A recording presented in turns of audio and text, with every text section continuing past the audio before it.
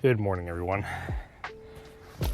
We are getting ready to start the work day.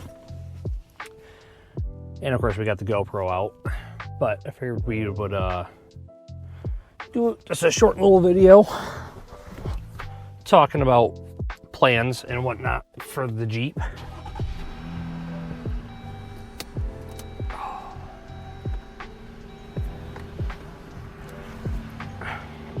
You guys a little bit of a walk around here.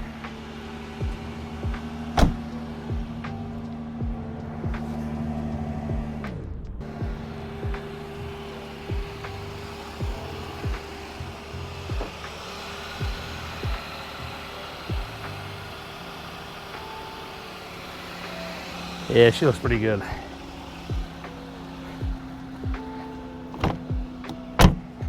And everything.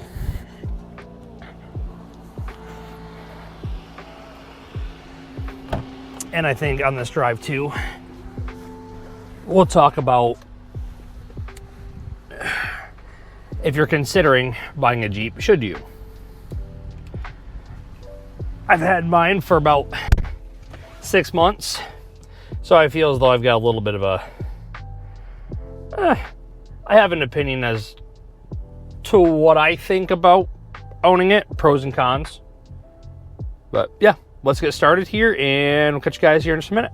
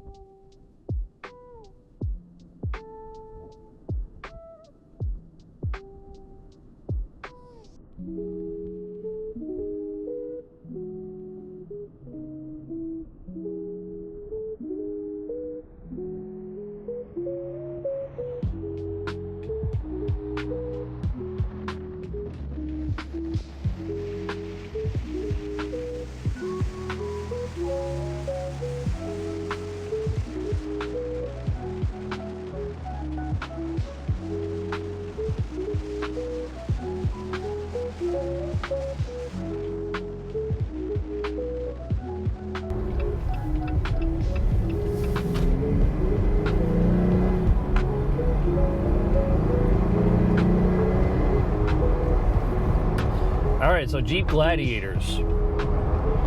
Should you buy one? I think that the Jeep Gladiator is set up for almost everybody. Almost. I think if you want a truck, right, and you don't necessarily need a half-ton, or you don't want a half-ton size truck, I think the Jeep Gladiator is the way to go.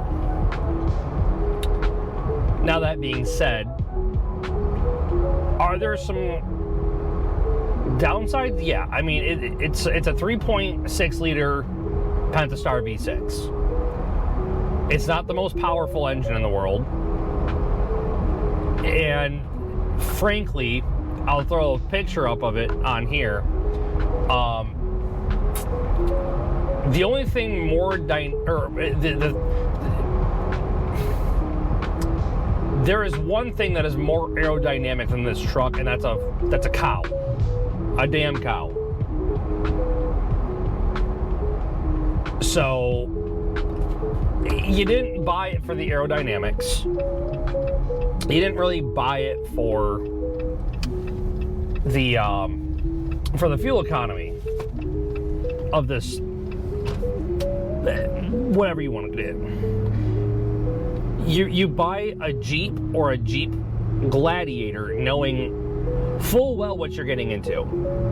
Solid front rear axle. Is it comfortable? Actually, I think so. Now granted, like I stated in the first video, right, we've got aftermarket front shocks and an aftermarket steering stabilizer. Those are going to contribute to a little bit to how it feels. Once I put the steering stabilizer and the track bar on, I did notice that the steering felt a little heavier, a little bit more truck-like, if you will.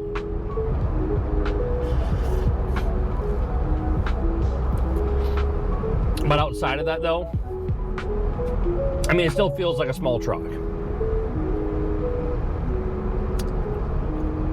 Fuel mileage-wise, running 33s, and I'll say a little bit softer. Looks like on average, I'm about, I don't know, 32 pounds, 32 to 33 pounds on the tires. My current average is 16 and a half. Now, I also think that part of my fuel economy issue also comes to the rear end. I don't have the Rubicon 410 rear end. I've got the 373 rear end. So a little bit slower. Takes a little bit longer to get the RPMs up into the power band. But it is what it is. Again, you didn't buy it for the fuel economy. Outside of that, I think there's really not a lot to complain about. Cloth seats are good for me being a little bit smaller. I'm 5'4", about 179 pounds. And I like the aggressive side bolsters. Took this on a trip down south, as I mentioned before, to the Smoky Mountains. And there wasn't ever a time where I felt like I was cramped up. Even though the general cockpit area of Jeeps are pretty small, at no point did I feel like I was claustrophobic. And the best part is, if you feel claustrophobic, you take this sucker off.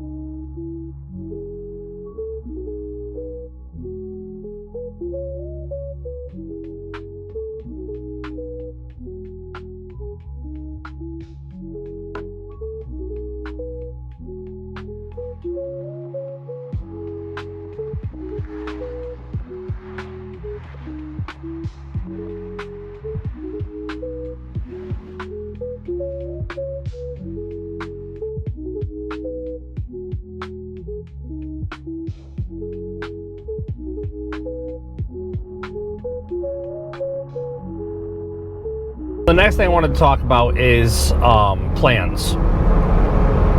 Plans for the Jeep. You know, mods, what have you. And if you guys have any recommendations and such like that, I don't want to call myself new to the platform.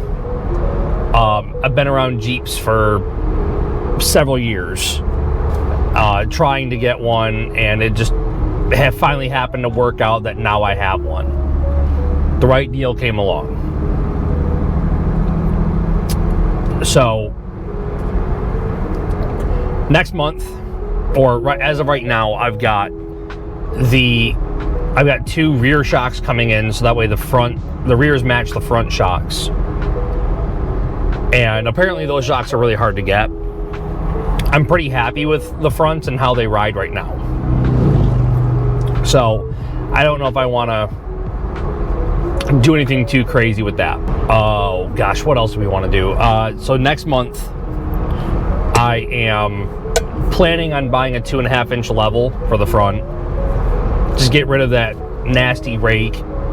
Should make it look a lot better. I'm looking at the Terraflex 2.5-inch level. Yeah, it's not a lift, but the whole point of this this build, let's do it in stages. I won't necessarily be able to, I'm not Trail Recon, which Trail Recon got me into wanting Jeeps. 100%.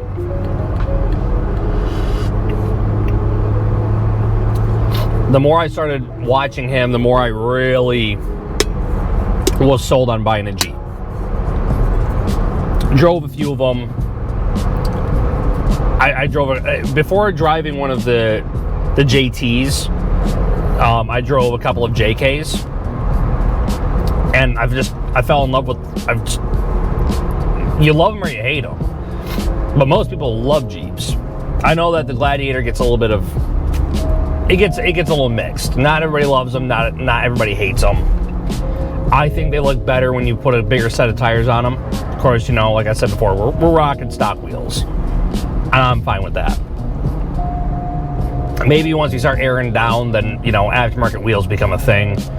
But for our trail video, I was running 33 pounds just because I don't have a way to reinflate tires once I deflate them. I will say, though, that I do believe that there's a Jeep for almost everybody. And depending on what you want, you can option them how you want. Sure, it's not going to be an Escalade, it's not going to be an F-150, but I've got the tow package on this Gladiator. I can haul 6,200 pounds, and I believe with the max tow package, that clears you up a little bit past 75,000 or 7,500 pounds.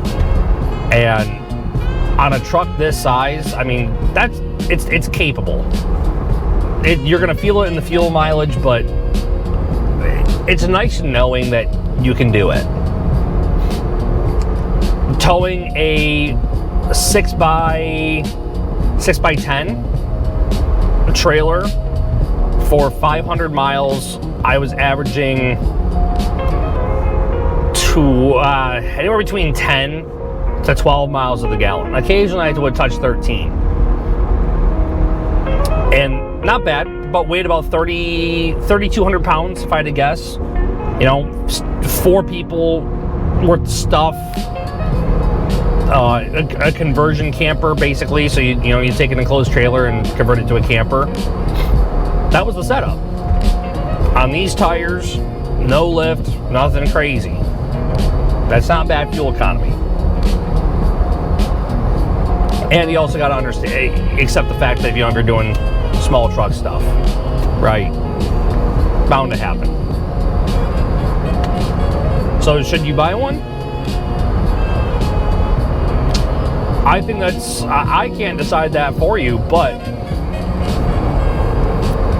if you want to feel like, if you want to be pushed to explore, Jeep is a good fit. If you like the idea of being able to take the panels off, right, and get all the sun, hell yeah, buy a Jeep. The aftermarket community is insane. So my GoPro mount is from Bullet Point Mounting Solutions. I've got their Ruby Grid that has a GoPro mount on my dash, and then I've got my phone right here. It's got a magnetic mount, and I can also plug it in, and it becomes a wireless charger or a MagSafe charger. Anything and everything that you could want, you can do to this. So while you may not have everything off the get-go, that's totally fine. I've got a sport model, and I've modified it to my liking. It's got what I want. The extra stuff that you can't get from a dealership. Parts are not terribly expensive. You will be buying parts, especially if you want to off-road. You are going to get in the aftermarket community. And even if you're not off-roading it, eventually you're going to buy some in aftermarket. It's just bound to happen. A Jeep almost forces you to go off and explore. Spend time outside. Do the outdoorsy stuff. It's the perfect outdoorsman's truck. or vehicle. And a lot of the peers are going to say, well, the Gladiators aren't, they're not true Jeeps. It doesn't matter. I don't have a lot of cons. This is, I'm almost 29 and I've got my dream car. And has it lived up to the hype? Absolutely, it's lived up to the hype. I've never had more fun in a vehicle in my entire life. Well, I think back, except for a Corvette. Corvettes are pretty fun. But for a daily driver, I don't think you can have much more fun. Just, if you want a Jeep and you know what you're getting into, buy it. Do it. It'll be one of the best decisions you've made when it comes to buying a vehicle. You know you can trust it. You know that parts are available. But with that being said, I'm about ready to roll into work here, so I'm going to end this off with some B-roll shots for the last couple of miles. And I hope you guys enjoyed. Like, comment, subscribe, and we'll see you guys in the next one.